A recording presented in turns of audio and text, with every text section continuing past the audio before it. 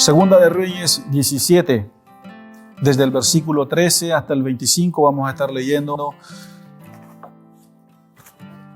leyendo a continuación. Estamos en esta preciosa serie de entender y comprender, nos está ayudando, más bien dicho, a entender y comprender también el Antiguo Testamento. Sabemos que hay mucho contenido, son 39 libros los que componen el Antiguo Testamento, y nosotros estamos siguiendo una línea que nos ayude a comprender el plan de Dios en la historia de Israel, la voluntad de Dios para la historia de Israel, el comportamiento también de Israel en respuesta a la voluntad de Dios para su pueblo. Y bueno, a medida que vamos avanzando también hay algunas otras cosas que vamos a ir estudiando, hay algunas otras cosas que van a ir teniendo sentido, como también este cambio, esta dispensación, ¿no es cierto?, que el pueblo de Israel deja de ser el pueblo de Dios y Dios levanta, ¿no es cierto?, un nuevo pueblo, lo cual es la iglesia, que ahora es el pueblo de Dios, y vamos a ir avanzando viendo todas estas cosas, de hecho ya muy pronto.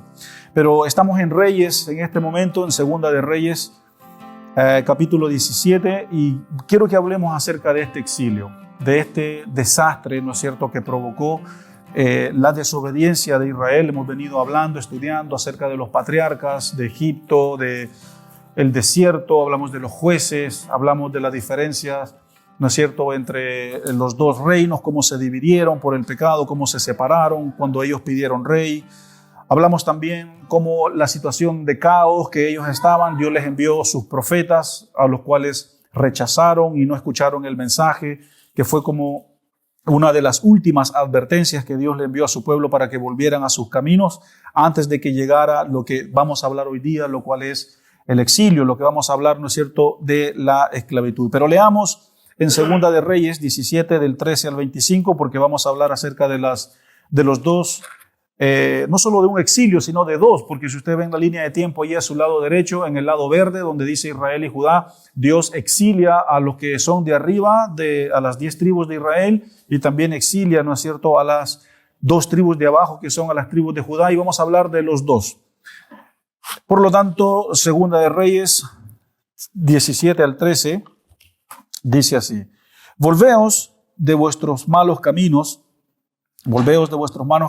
y guardad mis mandamientos y mis ordenanzas conforme a todas las leyes que yo escribí a vuestros padres, y los cuales no creyeron en Jehová su Dios, y desecharon sus estatutos y el pacto que él había hecho con sus padres y los testimonios que él había prescrito a ellos, y siguieron la vanidad y se hicieron vanos, y fueron en pos de las naciones que estaban alrededor de ellos, de las cuales Jehová les había mandado que no se hiciesen a la manera de ellas. Dejaron todos los mandamientos de Jehová su Dios y se hicieron imágenes fundidas de los becerros y también imágenes de Aserá, y la adoraron, y todo el ejército de los cielos también adoraron el ejército adoraron a Baal, e hicieron pasar sus hijos y sus hijas por el fuego, y se dieron en adivinaciones, y se entregaron a hacer lo malo ante los ojos de Jehová, provocándole a ira. Pero Jehová, por lo tanto, se airó en gran manera contra Israel, y los quitó de delante de su rostro, y no quedó sino solo la tribu de Judá, mas ni aún Judá guardó los mandamientos de Jehová su Dios, sino que no anduvieron en los estatutos de Israel, los cuales habían ellos hecho. Y desechó Jehová toda la descendencia de Israel, y los afligió, y los entregó en manos de saqueadores hasta echarlos de su presencia, porque separó a Israel de la casa de David, y ellos hicieron rey a Jeroboam, hijo de Nabat, y Jeroboam apartó a Israel de en pos de Jehová, y se hizo cometer gran pecado, y los hijos de Israel anduvieron en todos los pecados que Jeroboam hizo, sin apartarse de ellos, hasta que Jehová quitó a Israel de delante de su rostro, como él lo había dicho por medio de los profetas, sus siervos, e Israel fue llevado cautivo de su tierra a Asiria hasta hoy. El título de nuestro mensaje es el exilio, y el exilio básicamente es el castigo, es un castigo de Dios por el pacto roto, por un compromiso roto. El exilio es el castigo de Dios por un compromiso incumplido. El exilio es el castigo de Dios por un pacto no cumplido, por un pacto roto, por un pacto no obedecido. Y Dios había dicho en muchas ocasiones, en muchos libros, por medio de muchos profetas, por muchos reyes, por medio de su ley también, por medio de señales, de que Dios iba a disciplinar a su pueblo si su pueblo no obedecía. Yo quiero anticiparme al mensaje de esta mañana, que es un mensaje bastante duro. Es un mensaje bastante duro, y no porque yo lo quiera hacer duro, sino porque es el mensaje de Dios para su pueblo.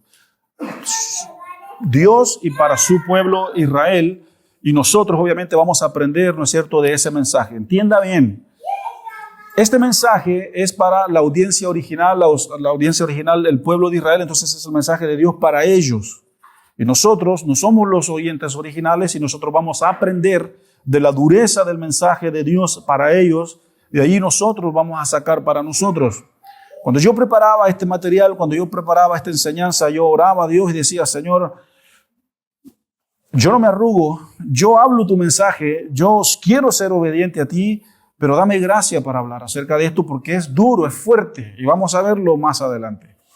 Pero ¿por qué fue fuerte? Porque fueron 200 años de rebelión en cuanto a Israel. Vamos a enfocarnos, usted mire allá en la línea de tiempo donde dice Israel en el plano verde, y vamos a enfocarnos por ahora solo acerca de ellos, porque Dios exilió, es decir, Dios llevó a una esclavitud a ambos. Pero vamos a hablar primero del de Israel. Fueron 200 años, 209, 210 años de desobediencia, 200 años de rebelión. Bueno, ya venía desde antes esta rebelión, obviamente, desde los jueces. Pero en este tiempo la nación ya estaba tan formada, tan constituida, tan entendida ya en el tema. Ya no eran ya aquella generación que recién había salido de Egipto. No, ya eran ya entendidos, estaban muy sabedores ya acerca de la verdad. Lo que era la verdad y lo que no era la verdad. Pero después, ¿no es cierto?, desde que Dios da un rey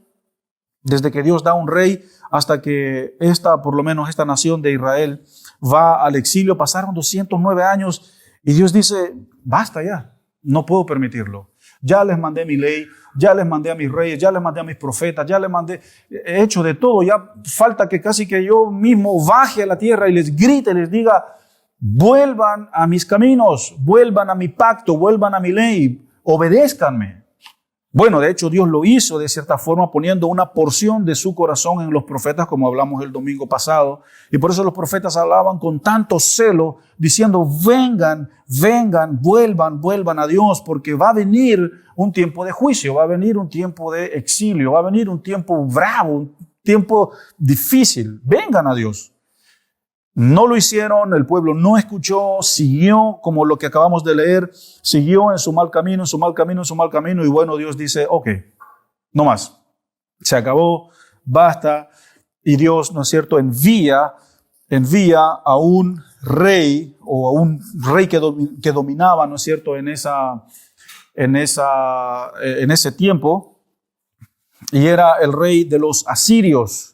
Asiria era el imperio que gobernaba en ese tiempo en muchas regiones, y Dios usa a este imperio asirio y a este rey asirio para que vaya a Israel y rompa sus murallas, rompa las puertas de la ciudad, quemen sus casas, quemen todas las cosas, y empezaron de cierta forma también a matar, empezaron a hacer desastres en la nación, porque ese era el juicio de Dios para ese pueblo, que llegase un rey que los destruyera. Entonces, una vez que ellos son destruidos, porque estamos enseñando también bastante relato, esto es un relato histórico, ¿no es cierto? No es versículo por versículo, como generalmente lo hacemos cuando enseñamos un libro de la Biblia. Hay bastante relato, hay bastante biografía, hay bastante historia, obviamente sacada desde una perspectiva bíblica. Entonces Dios fija sus ojos en Israel, que son las 10 tribus del norte, con su capital que era Samaria, por eso ellos se llamaron los samaritanos en el Nuevo Testamento. Y Dios fija su mirada en contra de ellos y dice: aquí va el juicio contra ellos porque no quisieron obedecerme. Durante 209 años los estuve llamando, así que ahora mi mano se mueve y asirios vayan y destruyanlos. Y así fue como este pueblo, ¿no es cierto?, fue destruido. Ahora déjenme comentarles cómo los asirios destruían, cómo los asirios hacían sus destrucciones o sus conquistas. Ellos eran conocidos por ser muy crueles. Estoy hablando del imperio asirio que los destruyó.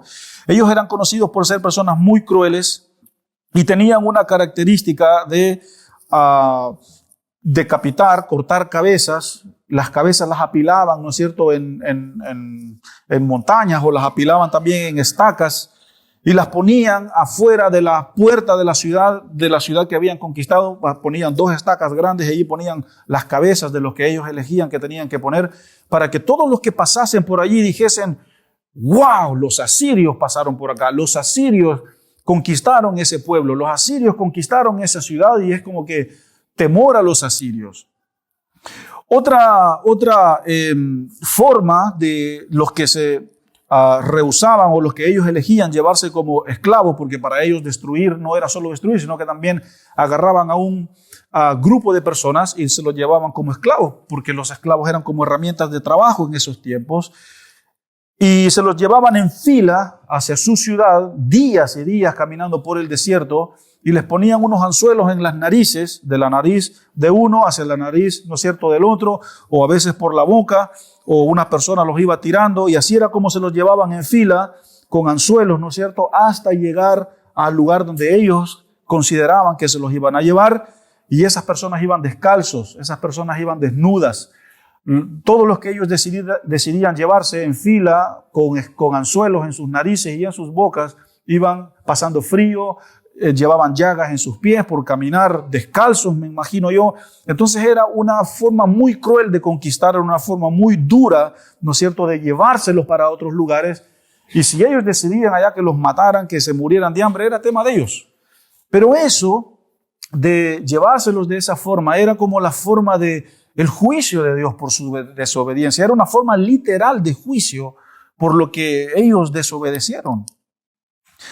Y otra forma también que ellos tenían era un plan o un programa de reprogramación, es decir, para que esa ciudad que ellos habían conquistado no recobraran otra vez fuerza, a los que quedaban vivos los llevaban a diferentes ciudades o a diferentes lugares y los dispersaban para que no se volvieran a recoger o a reunir y volver a tomar fuerza en contra de ellos en una posible revancha futura. Entonces ellos tenían como esta característica, ¿no es cierto?, estos asirios de distribuirlos, separarlos, como debilitemos la fuerza de estos, ¿no es cierto?, que hemos conquistado. Aparte de los que ya habían muerto, la destrucción que habían hecho en la ciudad, los que se habían llevado esclavos.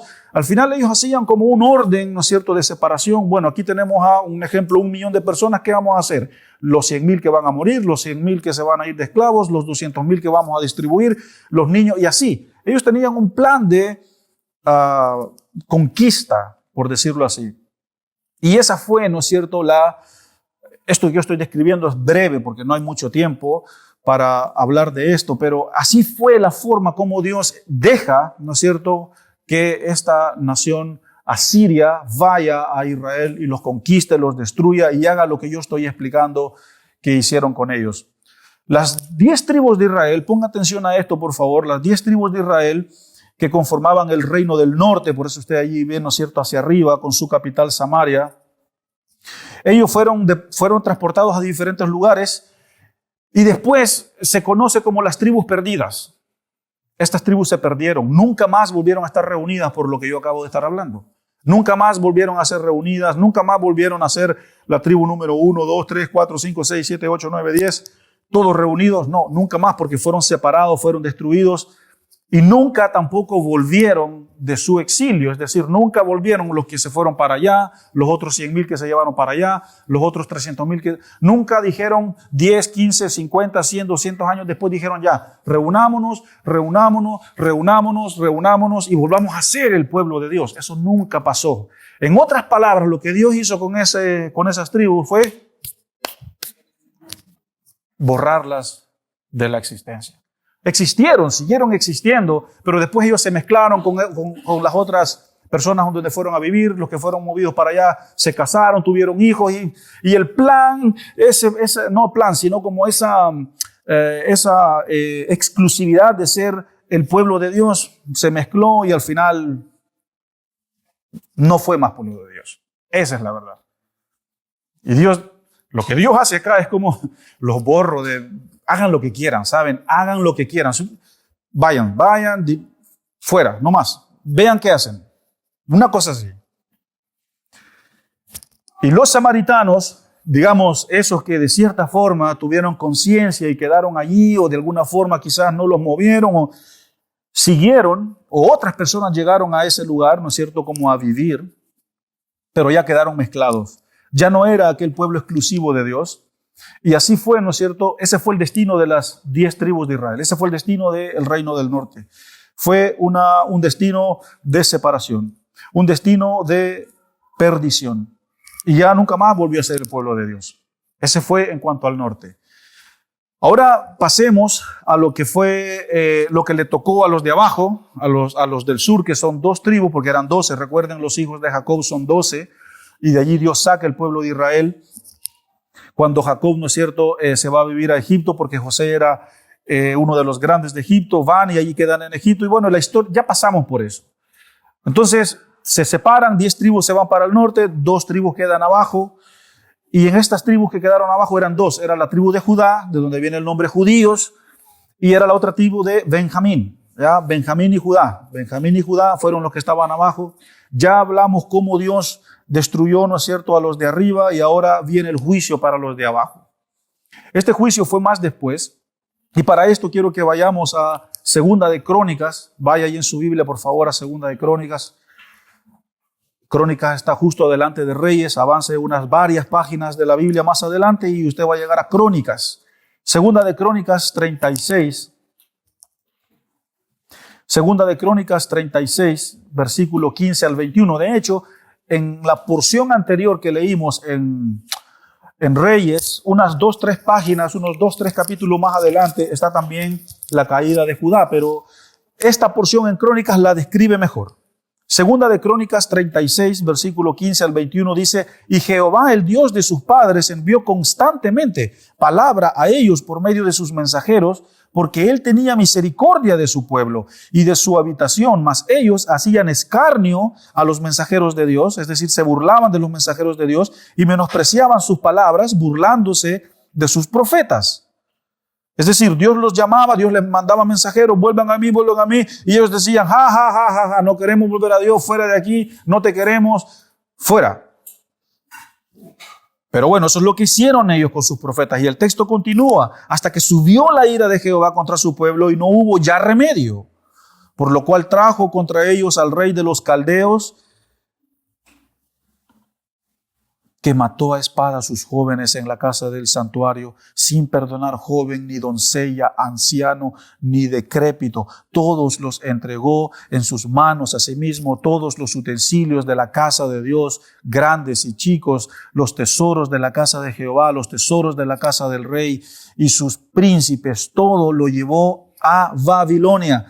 Y quemaron la casa de Dios y rompieron el muro de Jerusalén y consumieron a fuego sus palacios y destruyeron todos sus objetos deseables. Los que escaparon de la espada fueron llevados cautivos a Babilonia y fueron siervos de él y de sus hijos hasta que vino el reino de los persas, para que se cumpliese la palabra de Jehová por boca de Jeremías, hasta que la tierra hubo gozado de reposo, porque todo el tiempo de su asolamiento reposó hasta que los 70 años fueron cumplidos.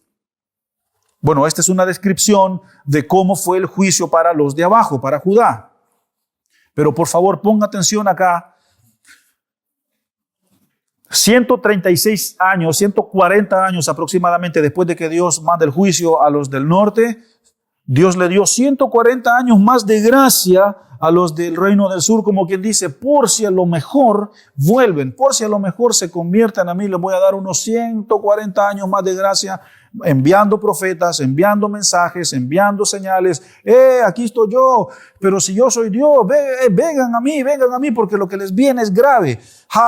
No, nada que ver, no te creemos, no, los falsos profetas, no pasa nada. Rey, no se preocupe, si hay paz en Israel, hay abundancia, bla, no se preocupe.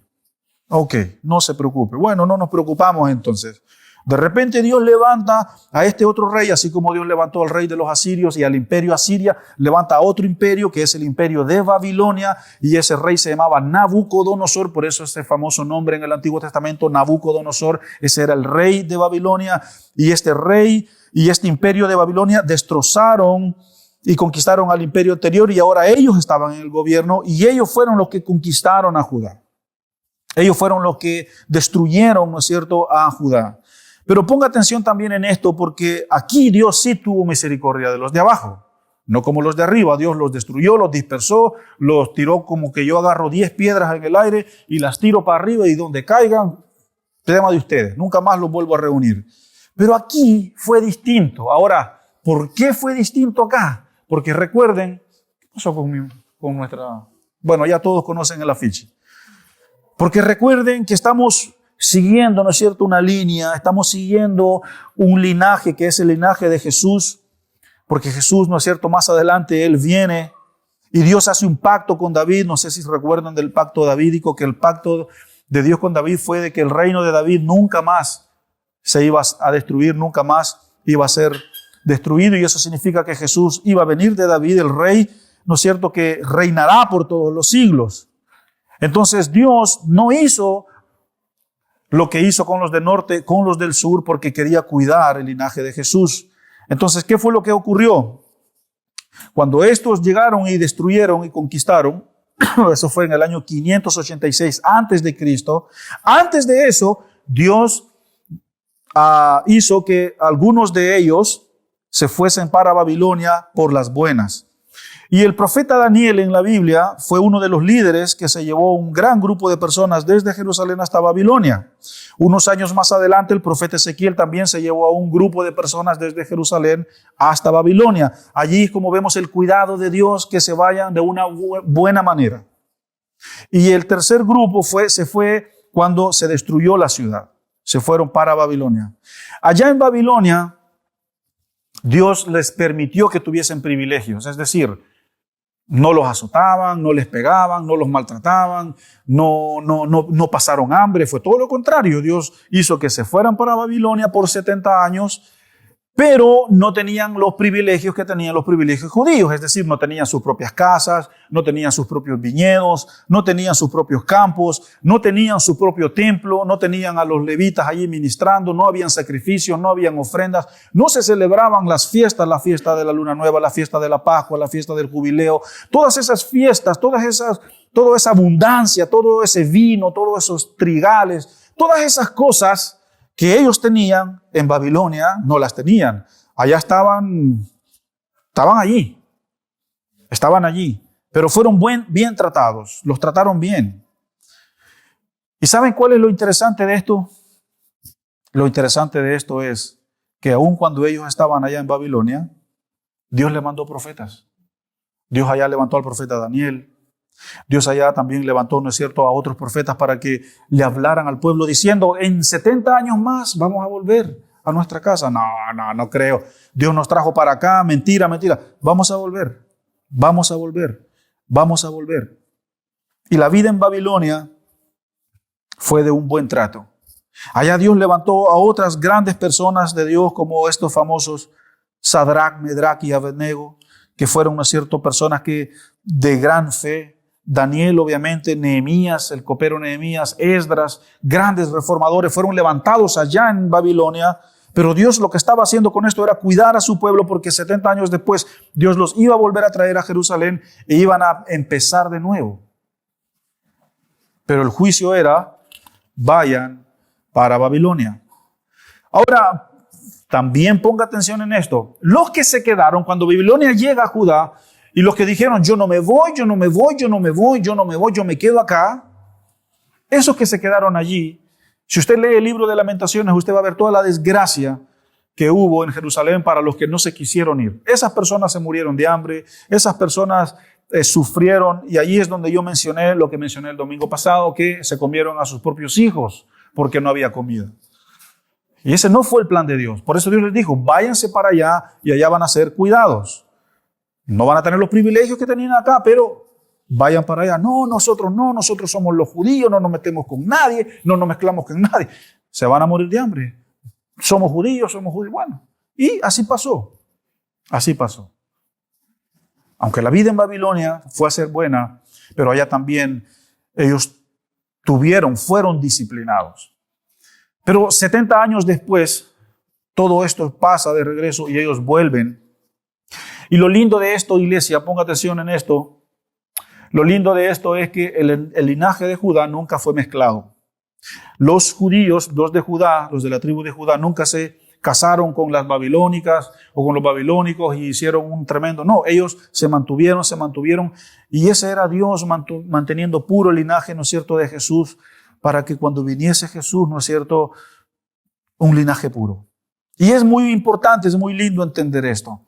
Ahora, si nosotros entramos en nuestra aplicación de este mensaje, ¿qué aprendemos nosotros de estos dos juicios? ¿Qué aprendemos nosotros de los del norte? ¿Qué aprendemos, no es cierto, de los del sur, que se fueron en 3 grupos, que sí los destruyeron, que sí quemaron su ciudad, pero Dios los cuidó allá en Babilonia, les mandó hasta profetas y después los trajo de regreso? Vamos a hablar un poquito de eso el próximo domingo, cómo volvieron y restauraron los muros de la ciudad 70 años después. Restauraron el templo, restauraron otra vez, ¿no es cierto?, la ley, se comprometieron y dijeron, Señor, vamos a cumplir la ley, y dijeron, nunca más vamos a volver a desobedecer. Pero eso va a ser después. Ahora ellos han sido esclavizados y se han ido a vivir a otra ciudad. Por favor, vayamos a Deuteronomio capítulo 28. Y esta va a ser nuestra aplicación. Vayamos a Deuteronomio capítulo 28. Para que podamos entender que esto que le pasó a Judá y esto que le pasó a Israel no fue algo nuevo. Aquí en Deuteronomio 28, cuando Dios daba esta ley, cuando Dios estaba recién conformando la nación de Israel, Dios les habló de las bendiciones por obedecer y Dios les habló de las maldiciones por no obedecer. Y ya hablamos de esto unos 4 domingos atrás. Pero acá, en este exilio, es donde tiene sentido lo que Dios habló unos 1000 años, unos 900 años atrás aproximadamente. Estamos en ese cuadro verde y si usted retrocede allá donde dice desierto, ese vertical color naranja, allí fue cuando se avisó lo que pasó en este tiempo. Deuteronomio 28. Lea conmigo. Primero vamos a leer las bendiciones de la obediencia. Acontecerá que si oyeres atentamente la voz de Jehová tu Dios para guardar y poner por obra todos los mandamientos que yo te prescribo, hoy también Jehová tu Dios te exaltará sobre todas las naciones de la tierra. Y vendrán sobre ti todas estas bendiciones y te alcanzarán si oyeres la voz de Jehová tu Dios. Vamos a leer algunos versículos a continuación, no todos continuos, sino vamos a ir saltando a lo mejor algunos. El versículo 3, bendito serás tú en la ciudad y bendito tú en el campo, bendito el fruto de tu vientre, bendito el fruto de la tierra, bendito el fruto de tus bestias, la cría de tus vacas y los rebaños de tus ovejas. Bendita será la canasta de tu artesana, de tu artesa, de amasar. Es decir, bendita será tu lugar donde hacen la masa para comer. Bendito serás en tu entrar, bendito serás en tu salir. Jehová derrotará tus enemigos que se levanten contra ti. Por un camino saldrán contra ti y por 7 caminos huirán delante de ti. ¡Wow! ¡Qué lindo!, ¿no? Un Jehová protector. Todo bien hasta acá, todo bendición, todo bien hasta acá. Jehová te enviará, versículo 8, Jehová te enviará su bendición sobre tus graneros, sobre todo aquello en que pusieses tu mano, y te bendecirá en la tierra que Jehová tu Dios te da, la tierra prometida. Versículo 11, y te hará Jehová sobreabundar en bienes y en fruto y el fruto de tu vientre y el fruto de tu bestia y el fruto de tu tierra en el país que Jehová juró a tus padres que te daría. Dios no iba a bendecir solo el fruto de la tierra, sino el fruto del vientre, es decir, los hijos. 12, versículo 12, te abrirá Jehová su buen tesoro, el cielo, para enviar la lluvia a tu tierra y a su tiempo, para bendecir toda la obra de tus manos, y prestarás a muchas naciones, y tú no pedirás prestado. Ese es sinónimo de abundancia. Versículo 14, y si no te apartares de todas las palabras que yo te mando hoy, ni a la diestra ni a siniestra, disculpe, versículo 13. Me adelanté uno. Leamos el 13. Y te pondrá Jehová por cabeza y no por cola, y estarás encima solamente y no estarás debajo, si obedecieses los mandamientos que Jehová tu Dios te da, y los cuales yo te ordeno hoy para que cumplas. Y si no te apartares de todas las palabras que yo te mando hoy, ni a diestra ni a siniestra, para ir tras dioses ajenos y servirles. Estas son las consecuencias de la bendición. Esto le pasaría a Israel si Israel obedeciese su palabra. Iban a ser bendecidos. ¿Para qué voy a describir lo que ya está escrito? Amén, dijo todo el pueblo cuando recibieron esto. Sí, nos comprometemos. Todo bien, vamos arriba. Ok, vamos arriba, dijo Dios. Vamos. Pero ojo, ya tienen un mensaje. Y como la ley de Dios estaba escrita y era la constitución de ese pueblo, todas las generaciones que venían después sabían de estas consecuencias. Y ahora hablemos de las consecuencias de la desobediencia. Lea, versículo 15. Pero acontecerá, si no oyeres la voz de Jehová tu Dios para procurar cumplir todos sus mandamientos y sus estatutos que yo te intimo hoy, que vendrán sobre ti todas estas maldiciones y te alcanzarán. Iglesia, entienda, este mensaje fue para Israel, ¿de acuerdo? Nosotros vamos a aprender de esto. Yo no voy a maldecir aquí a nadie, ¿de acuerdo? Ojo con eso.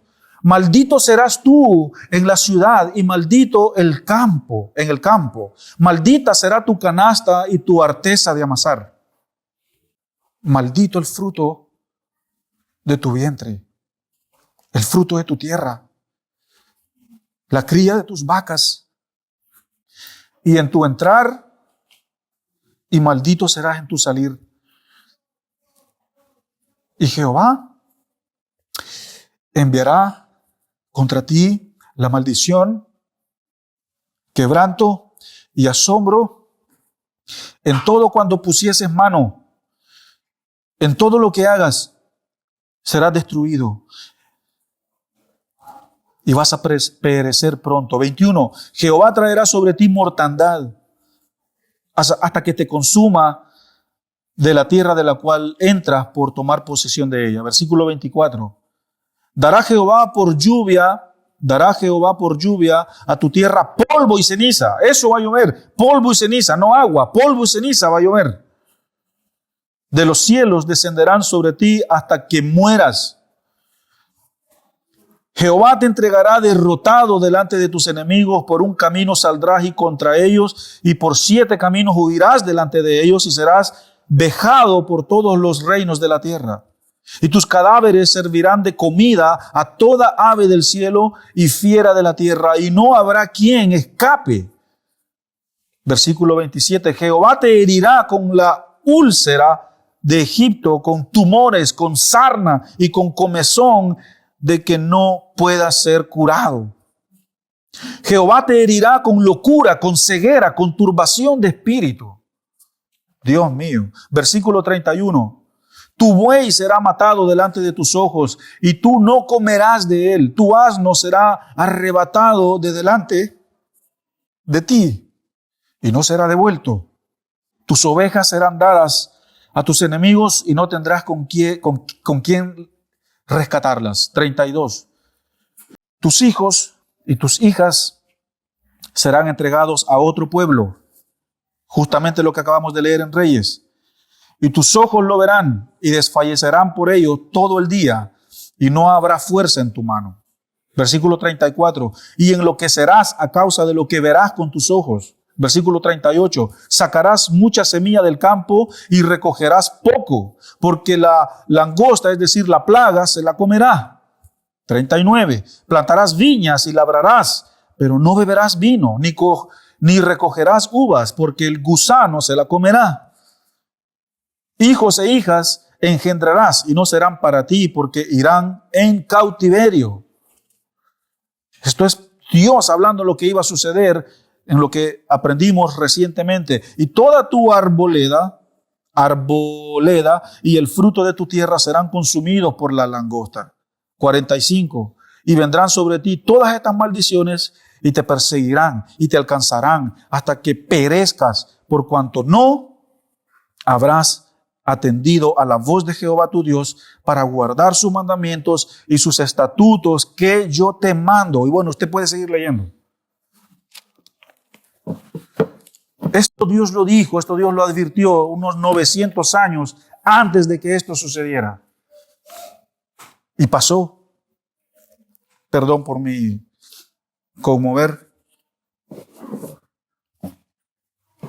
Sucedió. Sucedió porque la historia de Israel es nuestra historia. Porque la historia de Israel, gracias Rocío. Porque la historia de Israel es mi historia. Lo que está escrito acá me describe a mí. No voy a hablar de usted, voy a hablar de mí.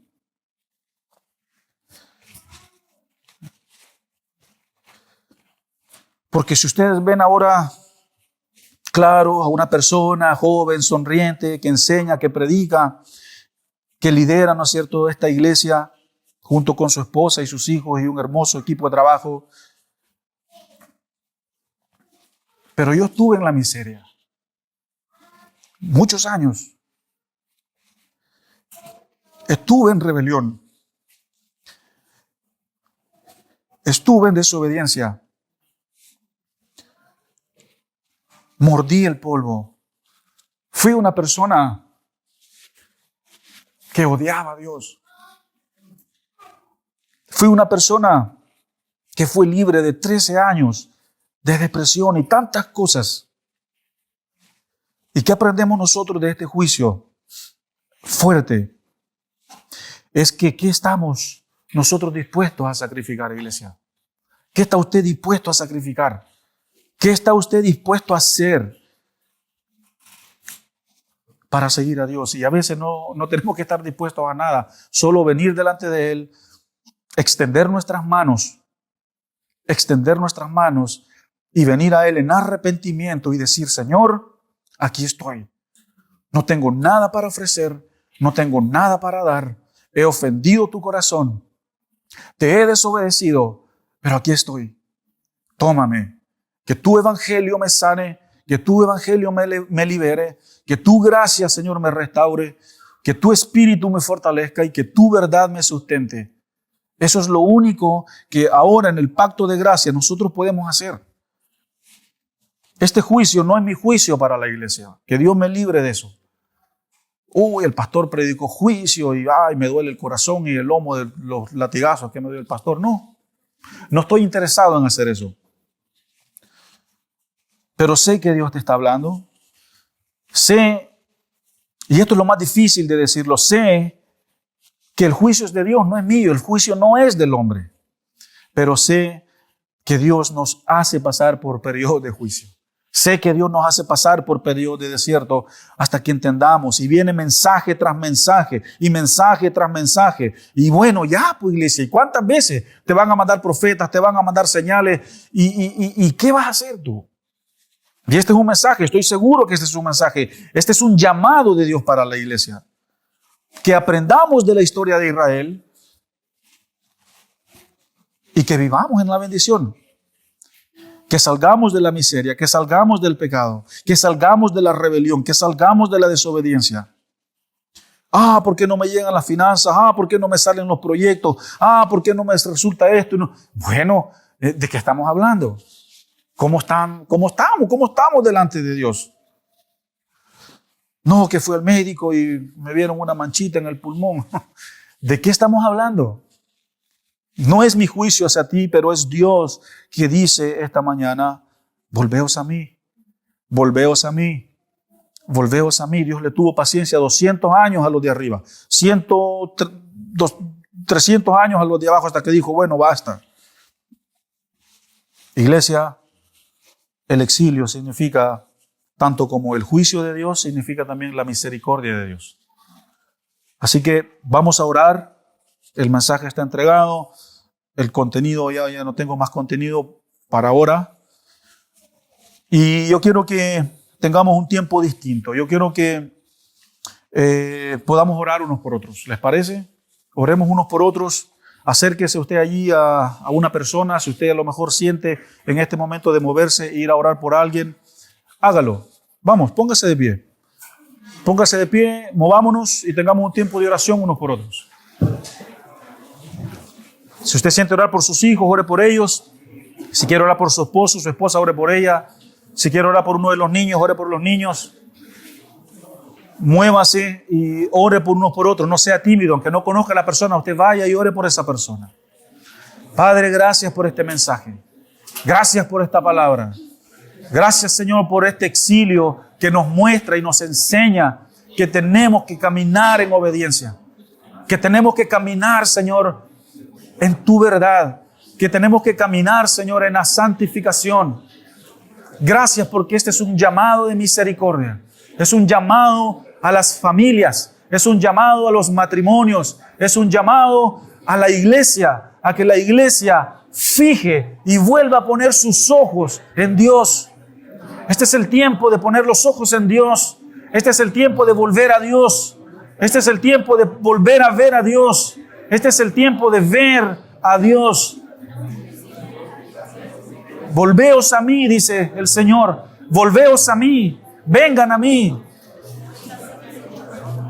Queremos caminar, Señor, conscientes de la bendición y de la maldición. Lo que significa ser bendecido. Lo que significa, Señor, vivir en miseria. Abre el corazón. Abre la conciencia. Que tu evangelio, Señor, venga a nuestras vidas y nos restaure y nos sane, nos salve de lo que viene, Señor, a lo mejor por nuestra desobediencia. Si hay alguien acá que quiere comprometerse o desea comprometerse, oramos, Señor, por nuevos compromisos. Oramos, Señor, por nuevos pactos. Oramos, Señor, por volver a Dios. Oramos por retomar la integridad, retomar, Señor, la verdad, retomar, Señor, la relación con el Señor. Nos arrepentimos de nuestro pecado. Nos arrepentimos, Señor, de nuestra miseria. Nos arrepentimos, Señor, de nuestra rebelión. Queremos obedecer. Nos comprometemos, familias comprometidas, jóvenes comprometidos, la iglesia comprometida, Señor, contigo. No con el pastor, no con la iglesia, no con el nombre, es contigo, Señor. Hay belleza en los nuevos comienzos. Hay belleza en los nuevos inicios. Hay belleza cuando empezamos de nuevo en Dios. Oramos, Señor, por más de tu gracia en este lugar. Por más de tu gracia, Señor, en este lugar. Dos pecados ha cometido mi pueblo. Me han dejado a mí y han excavado su propia tumba. Dos grandes pecados. Señor, hoy día queremos volver a ti. Hoy día queremos volver a ti, Señor. No fuimos creados para vivir en miseria. No fuimos creados para vivir en esclavitud. No fuimos creados para vivir en exilio. No fuimos creados para vivir, Señor, atados, con yugos. A libertad fuimos llamados. A libertad fuimos llamados. Hoy nos llamas a la libertad. Hoy nos llamas, Señor. Hoy nos llamas al camino. Hoy nos llamas al camino. Queremos volver a la verdad. Queremos caminar con el Padre. Queremos caminar con el Padre. No sueltes nuestra mano. No sueltes, Señor, nuestra mano. En el nombre de Jesús. Ministra a tu iglesia. Ministra a tu pueblo, Señor. Obra en tu pueblo. Obra, Señor, en tu iglesia. Obra, Señor, en tus hijos. En el nombre de Jesús. Amén, Señor. Amén. Amén y amén. Recuerda suscribirte a nuestro canal y activa las notificaciones para que no te pierdas ninguno de nuestros sermones.